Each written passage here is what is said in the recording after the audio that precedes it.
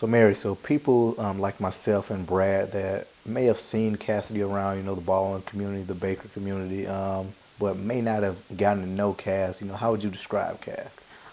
Cassidy was very outgoing. He loved being around people.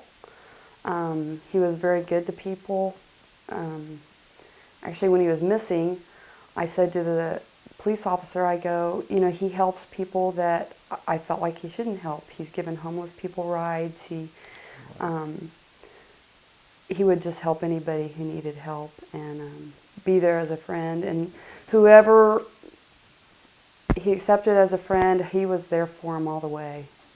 Now going back to April 23rd, 2011, what do you remember about that day? So I called over to Aaron, his roommate, and I said, Aaron, um, have you heard from Cass? And he's like, well, the last I saw him was Friday morning. Mm-hmm. So we kind of figured maybe he got back with his girlfriend. He had broken up with her a few weeks before that. Okay. And so that's why he didn't show up. Mm-hmm. So I called back to his work, and I told him that we didn't know that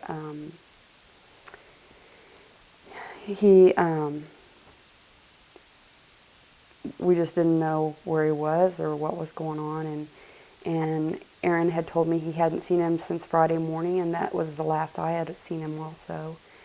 And they go, well, he had called in Friday morning and said that he had to go to the doctor.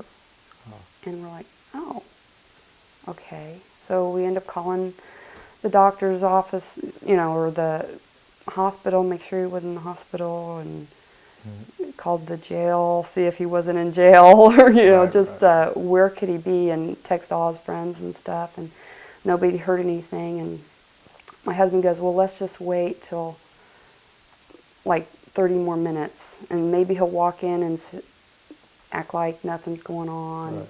and just have supper with us. And so we waited, then called the police, and gave him the report, about Cass.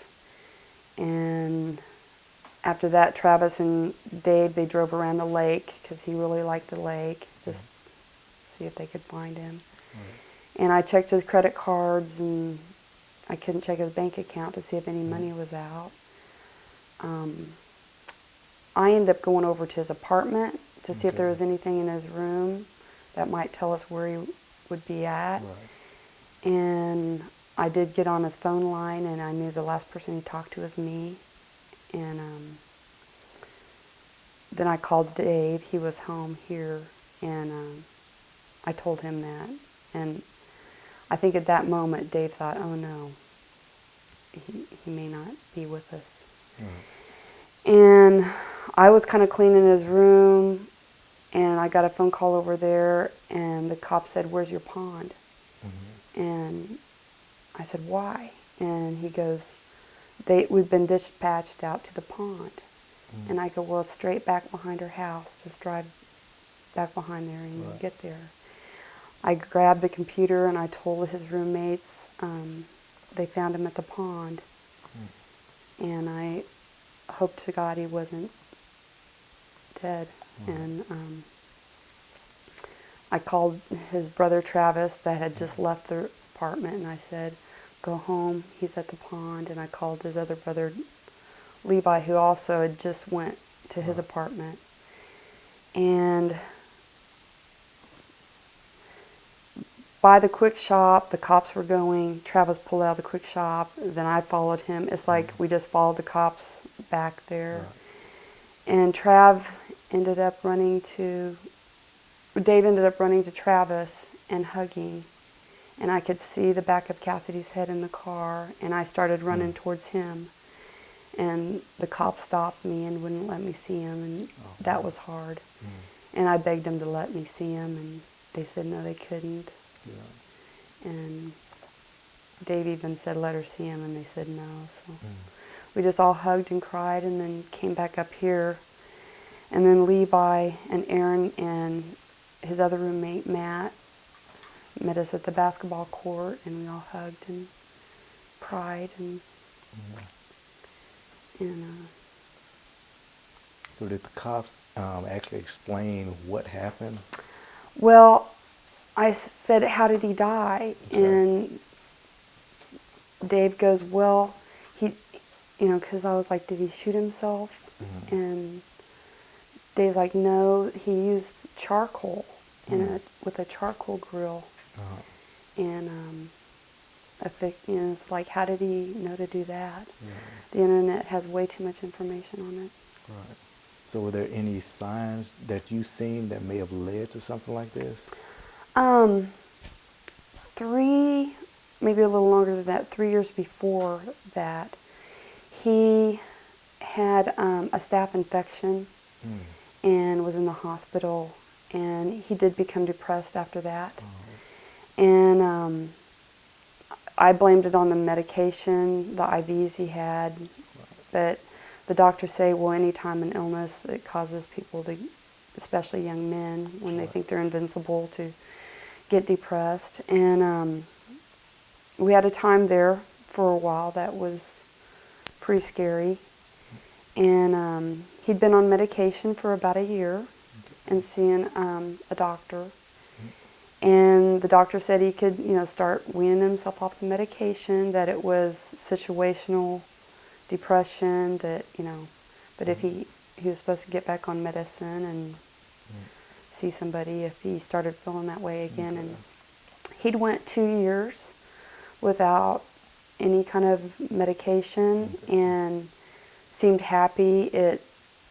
I really had gotten over any fear that he was depressed. Right. The Wednesday before he died on Friday, he called and he goes, my life sucks. And I went, Cassidy, and I kind of scolded him, like, what are you talking about? I mean, you got it made. And Yeah, you're right. I wish now I would have known what I know now, because I would have said, why are you feeling that way? Right. Let your feelings out. Tell me what's going on. Yeah. A lot of mothers wouldn't want to talk about this. So could you talk about the coping? How are you able to cope with this? Deal with this on a day-by-day basis. Yeah. It's hard, and first it was really hard. You had these wrenching heart things. You think, gosh, am I going to have a heart attack? Right.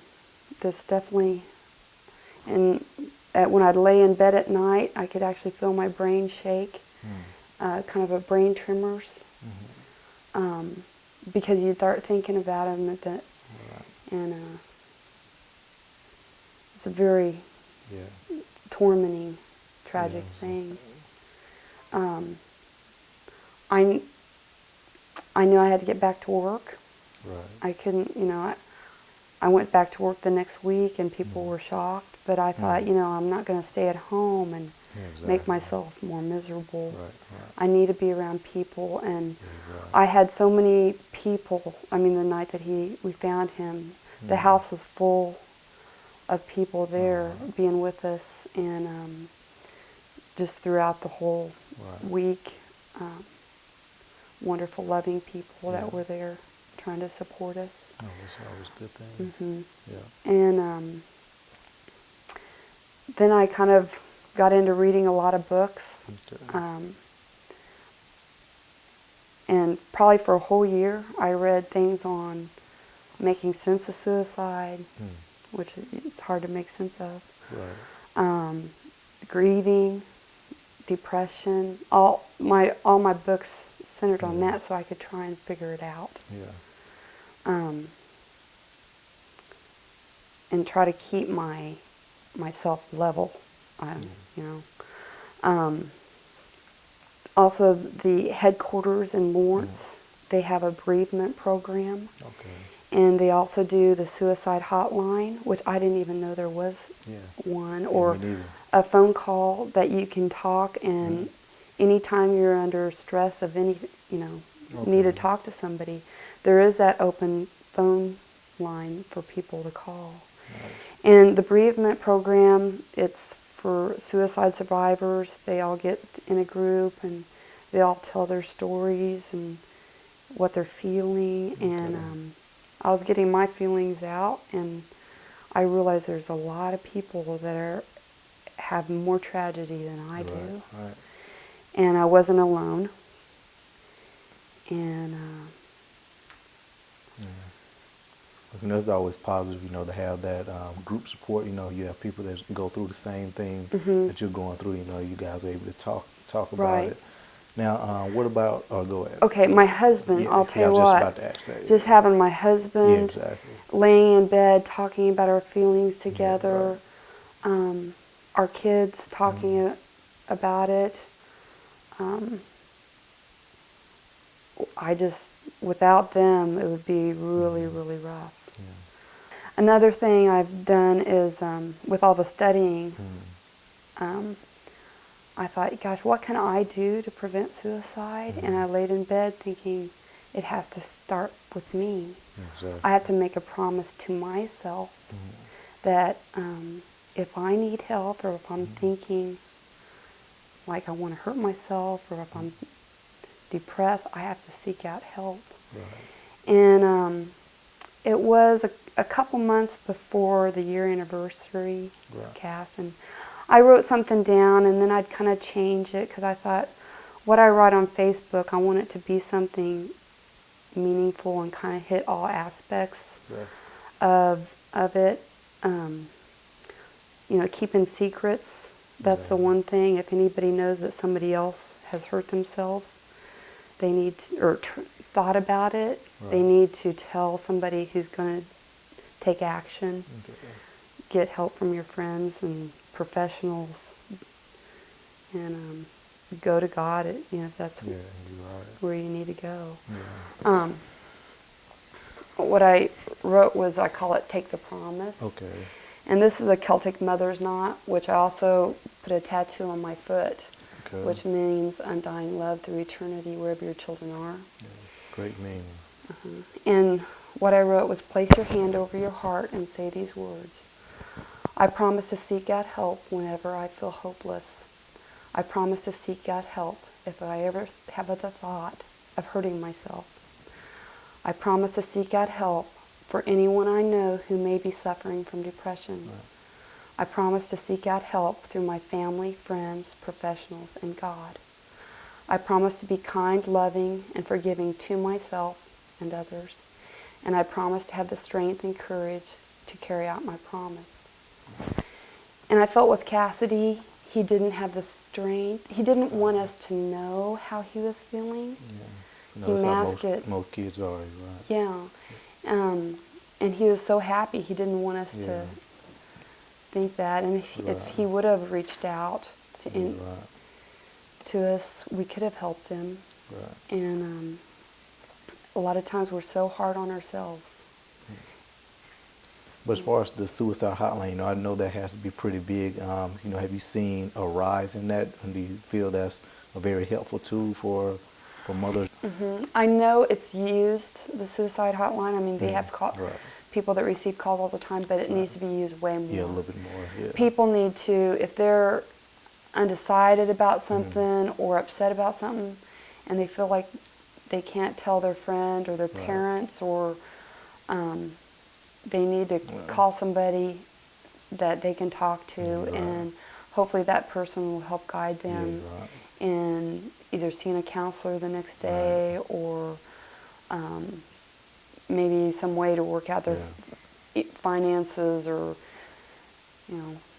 anything. Well, this has been a great interview. Now, anything you would like to add? I just think the Baldwin community has just been so wonderful to us, and we live in a great community with wonderful people. You're right.